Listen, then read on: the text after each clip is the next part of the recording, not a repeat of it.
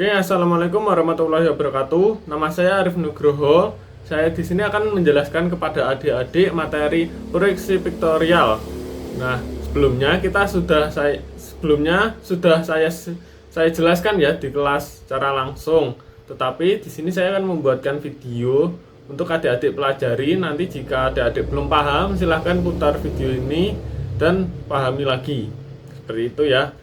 Tanpa berlama lagi, kita langsung ke penjelasannya aja. Saya di sini akan menjelaskan proyeksi piktorial. Mata pelajaran dasar program keahlian 10 kelas 10 gambar teknik. Alurnya kita di sini akan menjelaskan pengertian proyeksi piktorial, fungsi proyeksi piktorial, jenis-jenis proyeksi piktorial, dan penjabarannya dari jenis-jenis. Yang pertama, pengertian proyeksi.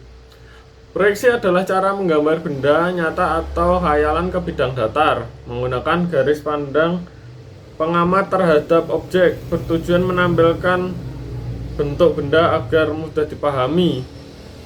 Nah, proyeksi itu jadi gini, kita analogikan gini, kita akan menggambar, kita akan menggambar ini ya. Kita akan menggambar kepala charger. Ini kan benda asli ya. Benda asli. Ini kan benda nyata atau benda nyata. Kita gambar ke bidang datar. Nah, bidang datar yang dimaksud di sini apa? Kita menggambarnya di kertas. Nah, jadi benda asli ini kita gambar ke dalam kertas. Itu yang dinamakan proyeksi. Kita lanjut ke proyeksi piktorial. Proyeksi adalah gambar benda 3 dimensi ke bidang 2 dimensi. Nah, itu yang kita jelaskan di awal tadi. Menggambar benda nyata ke dalam bidang datar itu. Nah, seperti itu ya. Menampilkan bentuk yang mendekati aslinya. Disebut juga gambar pandangan tunggal, banyak digunakan dalam gambar teknik dan desain. Nah, kita pahami dulu utamakan poin 2 dan 3 ini ya. Ini menampilkan bentuk yang mendekati aslinya. Disebut juga gambar pandangan tunggal. Nah, pandangan tunggal itu apa? Kita melihatnya dari satu sisi seperti ini. Nah, kalian melihatnya dari sini aja. Ini itu yang dinamakan pandangan tunggal. Seperti gambar berikut ya. Ini adalah pandangan tunggal.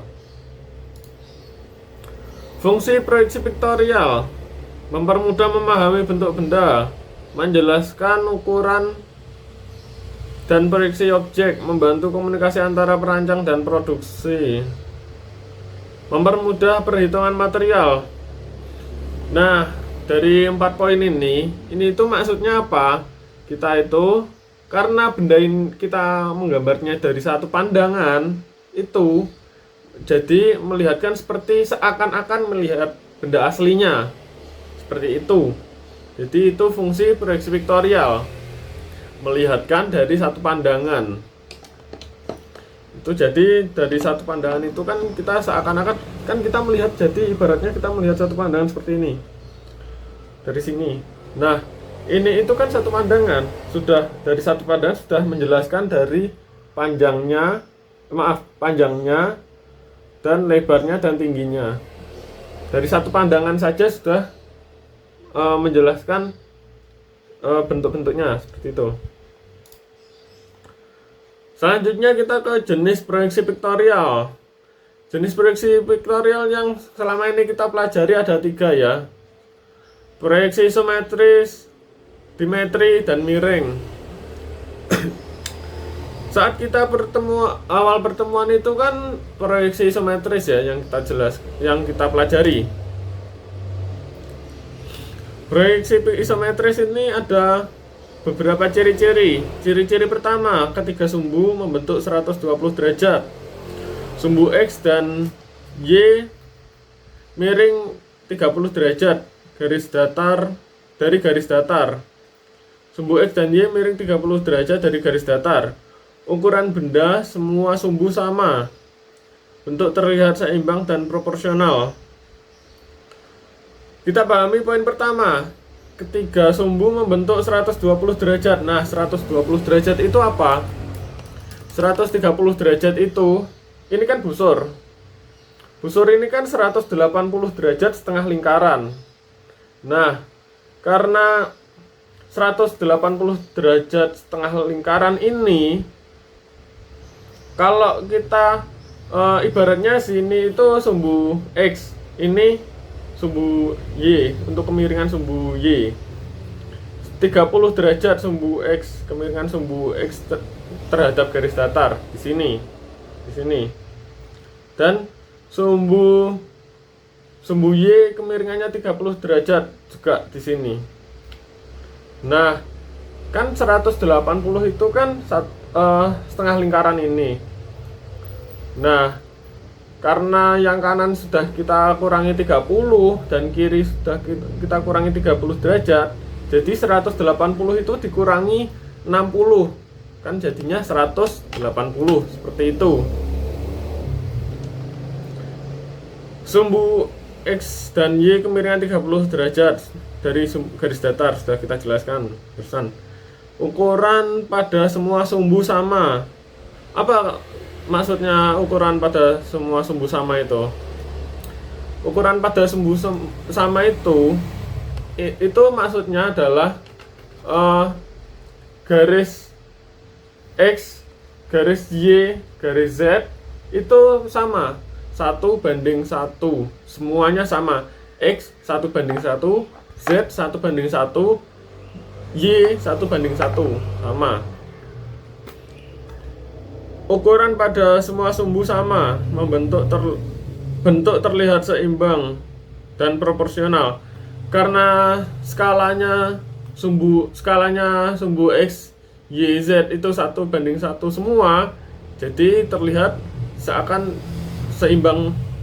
gambar itu seimbang, seperti itu. Lanjut ke proyeksi dimetri. Dua sumbu memiliki skala yang sama, satu sumbu memiliki skala berbeda. Sudut sumbu sekitar 7 derajat dan 40 derajat, memberikan tampilan lebih realistis. Oke, kita pahami satu-satu lagi. Dua sumbu memiliki skala yang sama. Sumbu mana itu? Sumbu Z dan sumbu X itu skalanya 1:1.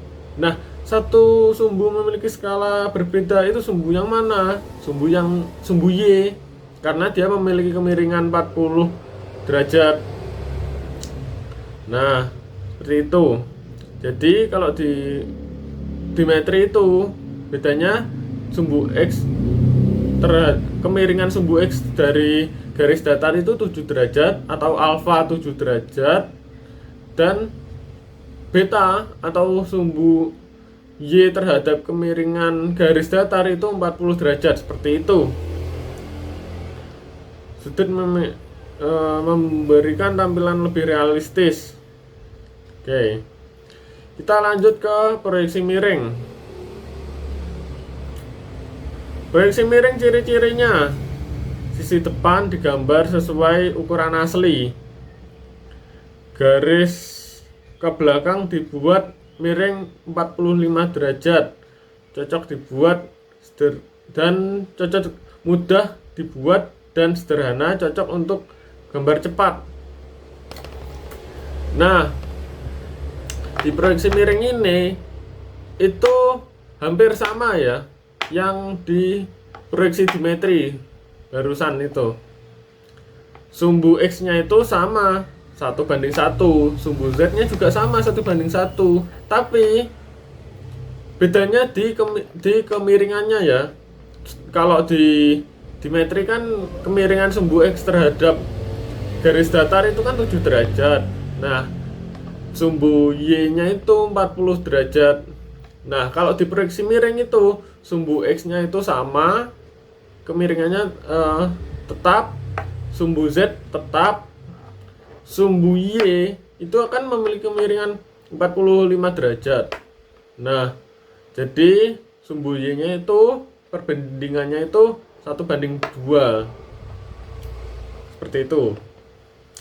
Nah, kalian pasti bertanya, dari tadi kita kok bahas perbandingannya 1:2, 1:1, itu apa? Nah, itu ibaratnya gini. Kita analogikan kepala charger ini lagi ya. Nah, kepala charger ini memiliki lebar 30, panjang 40, tinggi ibaratnya 15, seperti itu ya. 30, 40, 15. Nah, seperti itu. Misal kita dari tadi membahasnya sumbu Y-nya kok kemiringannya 1:2. Nah, karena panjang, misal ya, ini kan sumbu Y-nya ini panjangnya 40 ya tadi, 40 1:2. Itu gimana? 40 ini dibagi 2. Kok dibagi 2? Kan jadi gini, panjangnya ini dikali 1 dibagi 2. Seperti itu ya. Jadi paham. Skala itu menghitungnya jarak dikali jaraknya ini dikali 1 dibagi 2. Seperti itu. Pasti masih bingung ya? Saya ulangi lagi ya. Jadi, cara mengukur skala itu paling gampang. Kalian pahami dulu jaraknya. Kalian tahu dulu jaraknya ini kan 40. 40 ini dikali kan 1:2. 1 itu sebagai pembilang. Jadi, dan 2 itu penyebut. Nah, 1 jarak dikali pembilang dibagi penyebut, seperti itu. Jaraknya 40 dikali pembilangnya berapa? 1. 40 kali 1 tetap 40, dibagi penyebutnya berapa? 2. Jadi 40 dibagi 2, seperti itu. Jadi itu dari penjelasan singkatnya. Semoga adik-adik paham dari penjelasan ini. Jika adik-adik kesulitan ada yang masih bingung, silahkan di replay ulang. Nanti misal kalian adik-adik sudah mereplay ulang kok saya masih belum paham ya, silahkan di chat lagi, di chat kontak pribadi saja ke saya, nggak usah malu, nggak apa-apa, silahkan ya.